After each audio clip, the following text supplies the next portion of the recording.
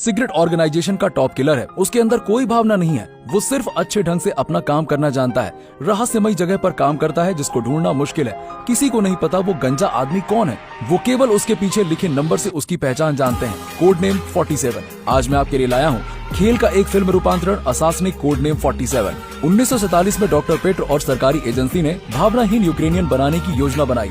पूरी तरह से हत्या की योजना को अंजाम देने के लिए कई सालों की रिसर्च के बाद ये श्रेणी आखिरकार सफल रही। यूक्रेनियन बिना नाम के बनाए गए, केवल कोड नेम वो सीरियल नंबर है जिसे संस्थापक ने गर्दन के पीछे प्रिंट किया था। हमारे गंजा पुरुष इस श्रेणी का परिणाम है। उनका कोड नेम 47 है।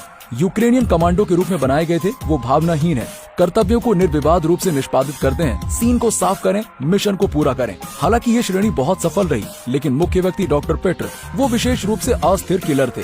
वो मिशन पर गए, सरकार ने परियोजना को भी निलंबित कर दिया। राज्य के अधिकारियों से विशेष बल अब एक ही समय में बनने वाले हैं, केवल एक समझदारी से रह सकते हैं। लेकिन इन कमांडो की तरह भावहीन किलिंग मशीनें एक उपकरण है जो अवैध गिरोह हमेशा से चाहते हैं। हालांकि इस श्रेणी को फिर से शुरू करने की कोशिश की है, लेकिन केवल डॉक्टर पेट्र को महत्वपूर्ण जानकारी पता है, इसलिए एक्सपेरिमेंट फिर से शुरू करना विफल रहा। इसलिए डॉक्टर पेट्र को ढूंढना मुख्य लक्ष्य बन गया।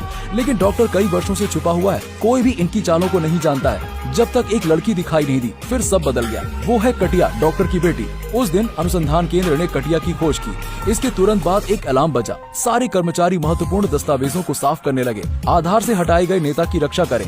नेता निरीक्षण द्वार की एक श्रृंखला के माध्यम से जाने के बाद सुरक्षित तहखाने में प्रवेश करता है। उसने अपना रुमाल निकाला और अपने चेहरे से पसीना पोंछ लिया। लेकिन एक क्षण बाद 2 बॉडीगार्ड गिर गए। पुरुष नेतृत्व दिखाई दिया है। कटिया के बारे में पूछताछ करने के बाद 47 से चला गया।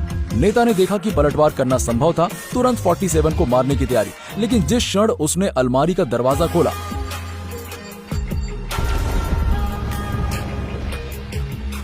दूसरी ओर मुख्यालय को ये भी खबर मिली कि अनुसंधान संस्थान पर हमला हुआ है। उन्होंने तुरंत एक असासिनिक को भेजा 47 से पहले कटिया को ढूंढने के लिए। दृश्य बर्लिन में स्थानांतरित हो गया। कटिया भी डॉक्टर के बारे में सुराग ढूंढ रही है, लेकिन उसको कोई भी काम का सबूत नहीं मिला। इसलिए जांच अभी धीमी हो गई। वो कई लोगों की तुलना में अधिक सेंसिटिव है, इसलिए कटिया आसन्न खतरे को भांप सकती है। इस क्षमता को धन्यवाद वो कई बार बच गई। 47 भी बर्लिन गए। मॉडर्न टेक्नोलॉजी का उपयोग करते हुए 47 ने कटिया का स्थान ढूंढ लिया। उन्होंने एक आदेश प्राप्त किया कि कटिया और डॉक्टर पेट्र को तुरंत मार दो, प्रतिद्वंदी के किलर से पहले। परियोजना को फिर से शुरू करने से सिंडिकेट निगम को रोके। 47 ने तुरंत कार्रवाई की। कटिया सो रही थी, लेकिन उसकी शक्ति को धन्यवाद उसने एक आदमी को एक बंदूक के साथ महसूस किया। कटिया जल्दी से भाग गई। जब 47 उसके कमरे में आया, कटिया भाग चुकी थी। कटिया सबवे स्टेशन पर भाग गई। वो जॉन नामक एक व्यक्ति द्वारा रोकी गई। उन्होंने कहा कि वो उनकी मदद करने आए थे। कटिया को संदेह था, लेकिन 47 सबवे स्टेशन पर गए। प्रेम घात अचानक हुआ, जो उसे जॉन के शब्दों पर अस्थायी रूप से विश्वास कराता है। बस एक पल के बाद 47 फायर करनी शुरू करी।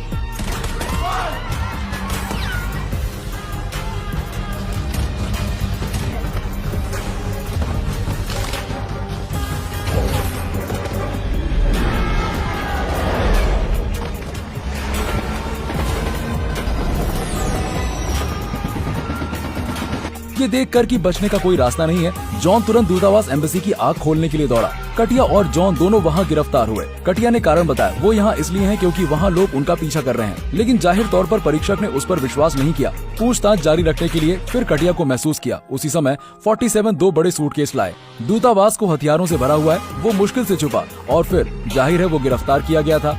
परीक्षक ने 47 पर सही बंदूक रखी। प्रश्न, उसका उद्देश्य, और 47 को धमकी दी, ये मेरा घर है। 47 कोई डर नहीं था।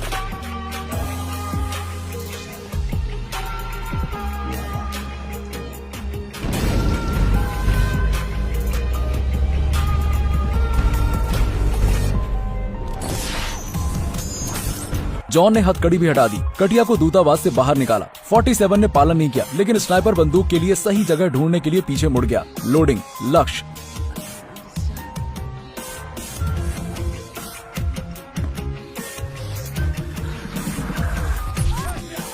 नायिका के हाथ में चोट लगी थी। उनमें से 2 अस्थायी रूप से एक होटल में छुपे हुए थे। उस समय के दौरान जॉन द्वारा दी गई जानकारी के आधार पर महिला नेतृत्व ने तुरंत डॉक्टर की स्थिति का अनुमान लगाया। जॉन ने जल्दी से पूछा कि ये कहाँ था। नायिका जवाब देने वाली है। फिर 47 भाग गया, जॉन पर शूट करके कटिया को दूर ले गया। वो एक गुप्त कमरे में गए। इधर 47 कटिया को सच बताता है। ये पता चला कि 47 कटिया की मदद के लिए आए थे।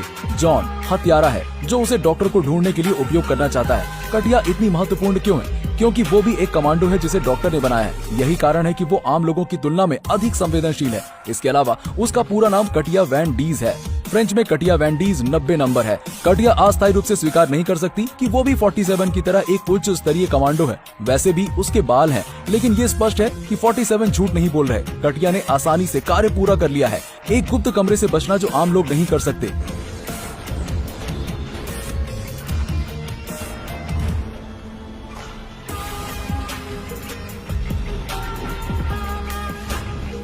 इस समय जॉन फिर से आया। वो मानव है, लेकिन क्योंकि उसे बनाया गया है इसलिए त्वचा के नीचे एक बुलेट प्रूफ जैकेट है, तो भले ही आपको 4 गोलियां लगी हों, ये चोट नहीं पहुंचाती। 47 और जॉन फिर से लड़ते हैं। दोनों की क्षमता लगभग अभेद्य है। हालांकि अंत में जॉन ने ऊपरी हाथ से जीत लिया। सौभाग्य से नायिका ने चुपके से जॉन को बेहोश कर दिया। दोनों भाग गए।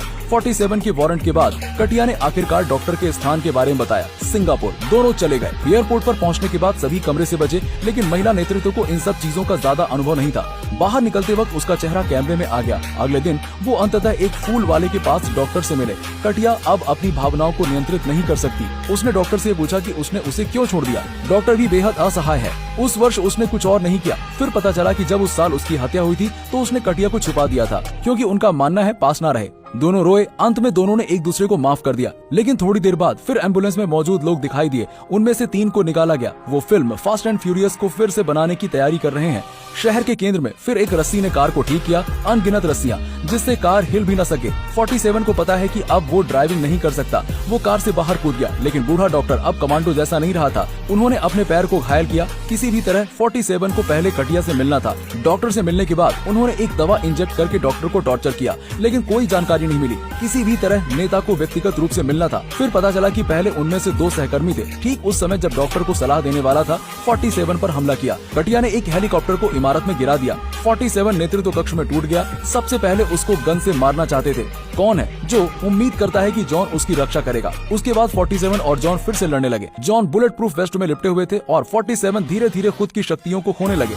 जॉन ने सोचा कि मैच खत्म हो गया है। फिर 47 ने लोहे के तार से गला घोटने का मौका देखा। उजागर केबल को उच्च शक्ति अनुभाग से जोड़े। बिजली शरीर में दौड़ने लगी। जॉन की मृत्यु हो गई। कई चीजों से गुजरने के बाद दोनों काफी अच्छी तरह से मिले। मानक शूटिंग तकनीक क्या थी?